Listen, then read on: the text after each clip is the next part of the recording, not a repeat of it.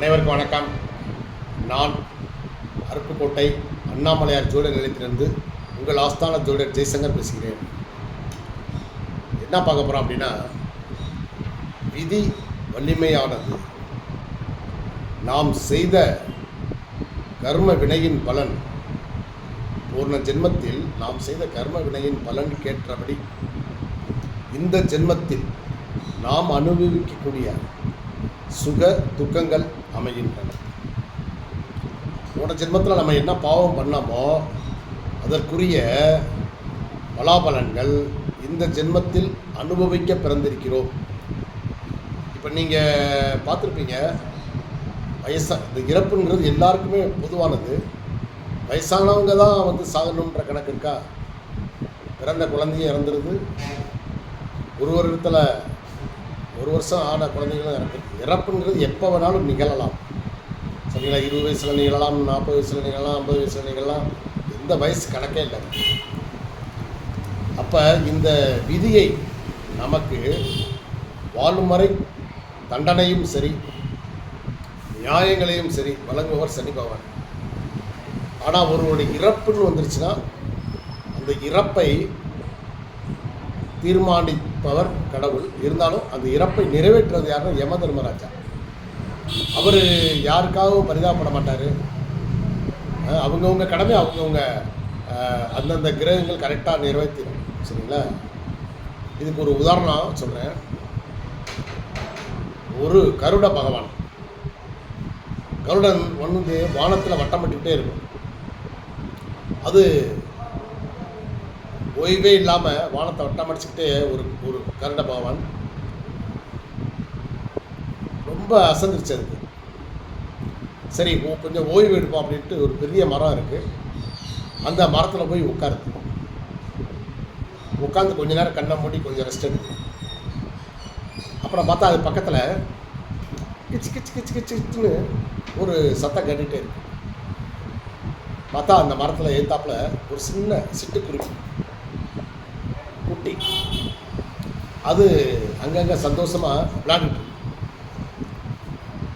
இந்த கருடனுக்கு அதை பார்க்கும்போது ஒரு மனசுக்கு ஒரு சந்தோஷம். நமக்கே ஒரு சின்ன குழந்தைய விளையாடினா அதே மாதிரி ஒரு சிறிய பறவைகள் இல்லை ஒரு குட்டி நாயோ ஏதோ ஒன்று விளையாடும் போது நமக்கு ஒரு சந்தோஷம் இருக்குது இல்லையா? அது மாதிரி இந்த பறவை விளையாடுறத பார்த்து அந்த கருடனுக்கு மனசு சந்தோஷமாக இருக்குது. அப்புறம் கொஞ்ச நேரத்தில் இந்த பறவையை நம்ம மட்டும்தான் பார்க்குறோமா, வேறு யாரோ பார்க்குற மாதிரி இருக்கே அப்படின்ட்டு அப்படியே மெதுவாக திரும்பி பார்க்குது.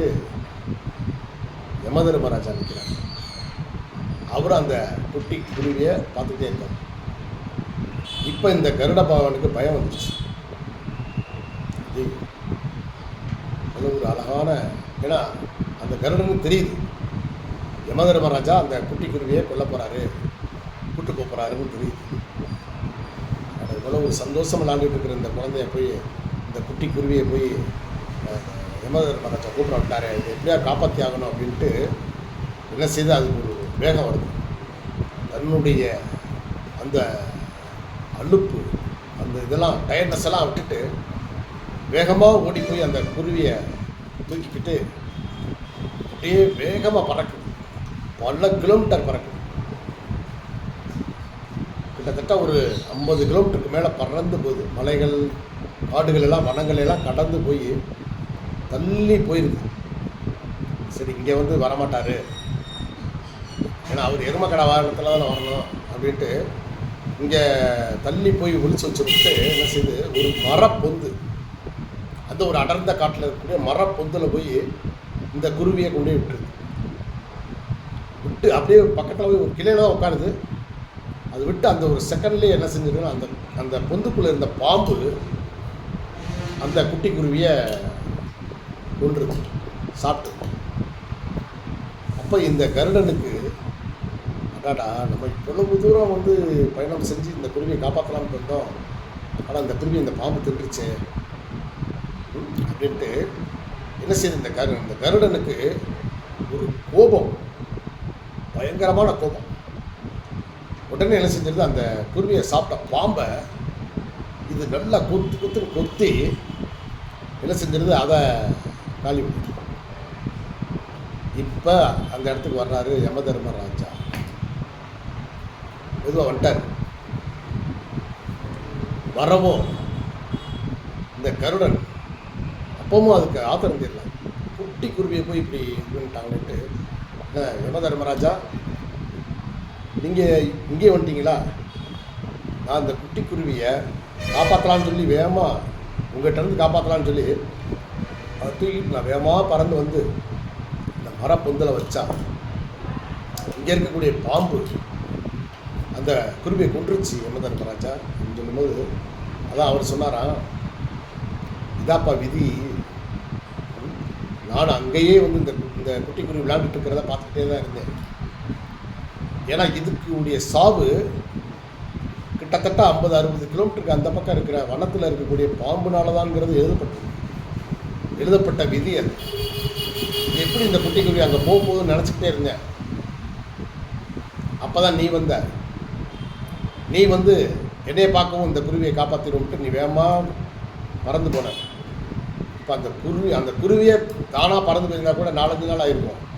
ஆனால் நீ உன்னுடைய பலத்தை வச்சு நீ வேகமாக பறந்து போய் கரெக்டாக அந்த நிமிஷத்தில் தான் அந்த குருவியுடைய உயிர் போகணும்னு எழுதப்பட்ட நேரத்துக்கு கரெக்டாக கொண்டு போய் அந்த பாம்பு இருக்கிற பொந்திலேயே கொண்டு போய் விட்டுட்டப்பா. அது மட்டும் இல்லை, அந்த பாம்புடைய விதி உன்னுடைய மூலமாக தான் நடக்கும்ன்ற மாதிரி இருந்ததுனால ரெண்டுமே அட் அ டைம் அதே நிமிஷம், சரிங்களா, அடுத்தடுத்த நிமிஷத்தில் அப்போ கரெக்டாக வந்து அந்த உயிர் போயிடுச்சு. பாம்புனால அந்த குட்டி குருவியோடைய உயிர் போச்சு, உன்னால் அந்த பாம்புடைய உயிர் போயிடுச்சு. அவ்வளோதான், இதுதான் எழுதப்பட்ட விதிப்பா, நான் போயிட்டு வரேன்ட்டு கிளம்பிட்டார். இதனால் எதையுமே நம்ம மாற்ற முடியாது.